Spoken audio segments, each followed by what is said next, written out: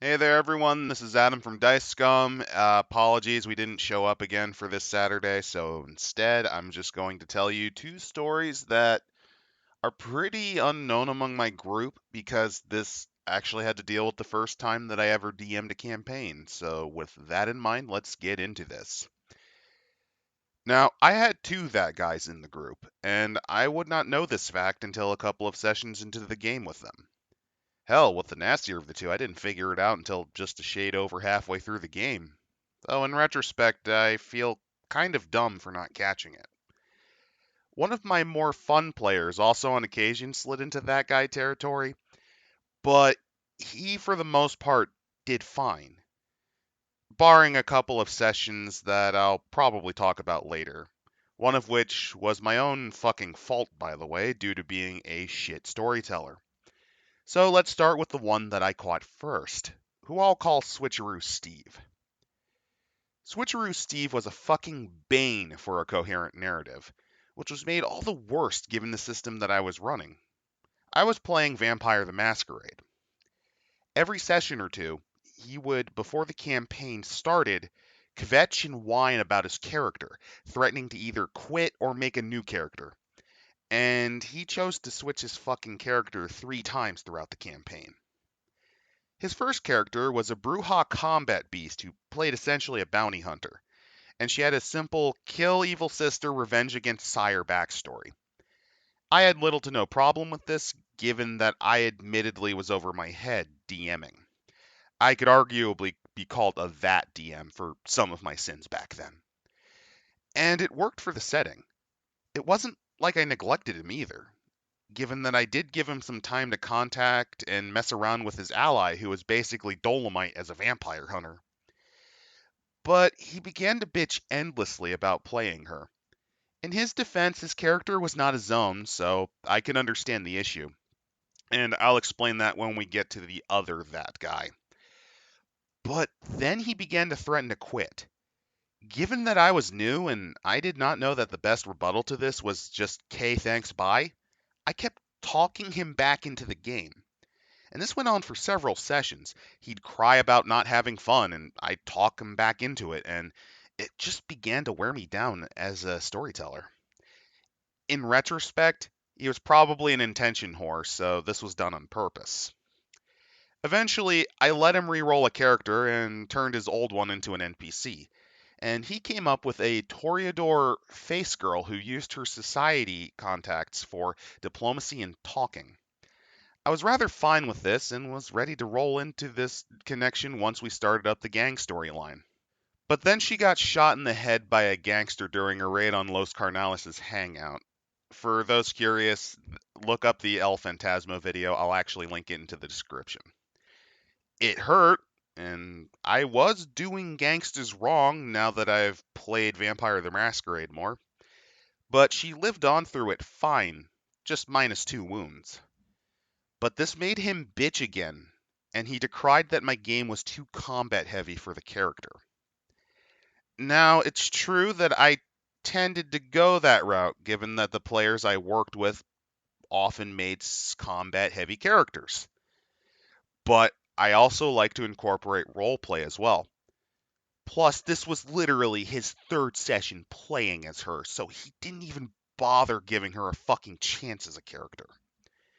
So he happily leaps back to his murder hobo build, thus fucking over the inter-character relationship he had with another player, who played as the Face's Venture bodyguard when he came back into the game after a hiatus due to a sickness he had. He played her a whopping 2 more sessions before he and the other that guy decided to drop the game for no reason other than the other that guy basically being his dom and his arc being done. As for the other that guy, let's talk about Leroy. Leroy at first came off as a reasonable guy. He wasn't too much of a spurg, barring his weebery. He could bant a bit, and at first I had no gripes with him. He was also a solid role player. He kept in character and everything throughout the session. And at the time, I honestly thought he was a good player for a long while. But it was how he interacted with the other players and what he did right at the end of the campaign that ultimately made me realize he was not the type of guy to play with. He was a complete power gamer in retrospect. And I don't mean the good type of power gamer. He statted his own Brujah combat beast who could one-shot fuckers from the start if his dice played nice. And I can get the sentiment. I'm of the mind that everyone in a party, even in story-heavy games, do need to have some combat skill. Your Ravnos trickster should, for example, be able to shuck and jive out of a battle and use illusions to disorient, but he was just shit about specking for combat. He dumped most of his discipline points into celerity and abused firearms heavily to take advantage of a fuck huge dice pool due to me not growing the DM balls yet and limiting access to good guns. He then abuses dodging with all of his speedy might to no-sell damage. Did I also forget to mention that he also made his probable Twink Slave's character for him? Because yes, Leroy did make Switcheroo Steve's character for him. And that Leroy fucking told him up front that he had to take that build and gave him no options about other builds, as well as taking advantage of Switcheroo Steve's newness with pen and paper style RPGs. Yeah, I didn't learn about that fact until Steve began Bitchfest number 287, and that was why I let him make his Toreador character. And that's why I rank him lower nowadays, despite the fact that he annoyed me to no end as a DM at the time. Leroy was also very self-centered, though, in-game and out-of-game. He had a nasty habit of forcing the focus on himself in-game, talking over the other players, and essentially running roughshod over me as the DM. He once fucking managed to make half a session, which was about 2.5 to 3.5 hours, about himself and Steve, hogging up a near hour just for combat, which made my friends Jack and Cole fucking annoyed. This was partially my fault since I did not really master the art of dealing with groups yet and giving out the talkie stick, but he sure as shit took advantage of that. Out of game, he wasn't much better. If you spoke with him, it had to be about his interests or you'd get nothing. He wouldn't pay attention to you or try to change the topic to what he liked instead. This usually led to anime, wrestling, or video games at that time. He in particular was a big Yu Yu Hakusho fan and Rurouni Kenshin guy too, so convos often went to that. Another thing about Leroy was he was a Christ fag. For example, I decided to run a downtime game for my buds Jack and Cole since during this session they were the only two that showed up one game. They dealt with the machinations of a demented Lasombra Methuselah who stole their hotel for a plan he had where he'd kill Batman with it, despite Batman being fictional. Said Methuselah decides to give them all a single gift in exchange for the hotel. Jack, being a bit insane, asks for the corpse of Jesus Christ. It was metagaming, because in my own home lore, Jesus was a holy man who was executed, and the Malkavians stole his corpse for a weekend at Bernie-style shenanigans.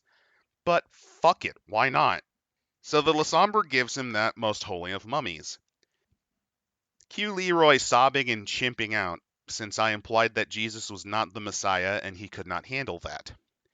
Even though I made the corpse so fucking holy, it glowed with auspex despite being dead for thousands of years. Even though I still made Jesus the holy man who taught amazing parables. Literally everything in the Bible pre his crucifixion happened. It was that he did not ascend and was not the Son of God like the Bible said was fucking heresy, and he could not stand this. Now, here's the thing. I was baffled on why he would be mad, because the setting we were in explicitly said that the Bible wasn't always right. Remember, in White Wolf, the setting includes such gems as Cain and Abel did not fucking happen like the Bible, and Cain is a vampire. God in that setting is not the biblical God, and don't even get me started on Demon and what they did with Lucifer. At the time, I was baffled, and my mind was just full of wah. But now I'm just laughing at how salty he got. But the thing that truly made me mad was how he ditched the game, taking Steve with him when his arc was done. His character was motivated on finding and killing the person who killed her sire/lover. And as soon as that bitch was dead, which was a literal one-hit KO due to their ludicrous builds, they left the game. And I put too much on these two jackasses to really continue. And that was why my next Vampire the Masquerade game was just with my buddies Jack and Cole. I wasn't in the mood to try recruiting more guys. That campaign was great too, but I did have to sadly drop it when I started college again those years. I wasn't able to really plan much more about that. And that is the tale of two that guys that I had to deal with. This was before I met the rest of my current gaming group. I think this was way back in 2014. So for those of you with your own that guy stories, feel free to talk about them. I'd love to hear them. And with that in mind, this is Adam signing off, and I hope you have a good weekday.